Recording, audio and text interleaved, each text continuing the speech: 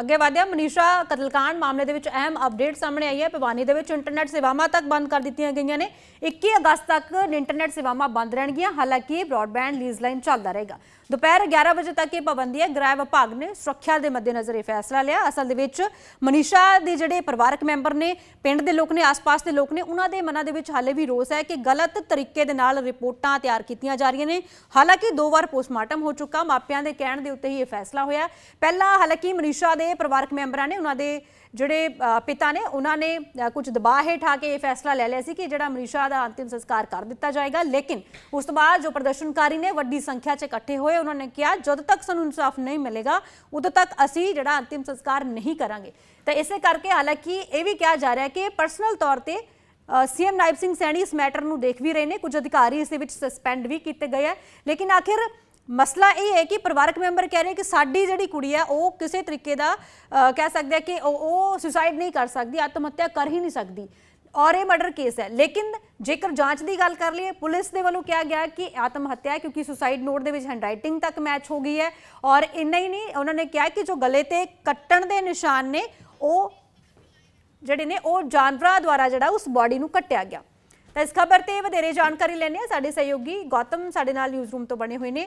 गौतम, समझना चाहांगे क्योंकि फिलहाल जो स्थिति है वो देख रहे हैं कि इलाके के लोग इकट्ठे हो रहे हैं, रिपोर्ट्स कुछ हो रही कह रही ने, मापियां का खदशा कुछ हो रहा है। मापे कह रहे हैं कि ये मर्डर है और रिपोर्ट्स जो आ रही ने वो कह रही ने कि ये जिहड़ा सुसाइड है, सुसाइड नोट भी मिले और कुछ नशीले जिहड़े पदार्थ ने वो खा के उन्होंने अपनी जान खत्म की। 13 तारीख में थोड़ा सा आपको बैकग्राउंड में लिए जाता हूँ और शॉर्ट में पूरी की पूरी दास्तान आपको बताता हूँ कि 13 अगस्त वो तारीख थी जब भिवानी पुलिस को एक शव मिलता है। पता किया जाता है तो उसका नाम मनीषा कहा जाता है। कहा जाता है कि 11 अगस्त से ये लड़की जो है वो घर से गायब थी, जिसकी तलाश जो है वो लगातार की जा रही थी। जब परिवार को इस बारे में जानकारी हुई कि उनकी बेटी का जो है वो शव बरामद हुआ है तो उनके द्वारा 3 चीज़ों का मुद्दा जो है वो उठाया गया। एक कि उनकी बेटी की हत्या हुई है, दूसरा उसका बलात्कार हुआ है, तीसरा उस पर एसिड फेंका गया, उसके चेहरे पर एसिड जो है वो फेंका गया है। अब इस आधार को लेकर पुलिस लगातार जांच करती रही, लेकिन ट्विस्ट इस मामले में कल रात को आया। कल रात को जब पुलिस और कमेटी और साथ ही साथ मनीषा के फादर के साथ रात को 1 बजे तक बैठक हुई, उसके बाद जब बयान निकलकर सामने आए, एसडीएम ने कहा कि ये हत्या नहीं है, ये आत्महत्या है, परिवार को समझा दिया गया है। और उसके बाद जो है पिता का भी बयान निकलकर सामने आया कि भैया ठीक है, जो कमेटी ने फैसला लिया वो सही है और आज जो है वो अंतिम संस्कार किया जाएगा। आज जो है मनीषा का अंतिम संस्कार होना था, धरना खत्म कर दिया गया। लेकिन सुबह होते होते ही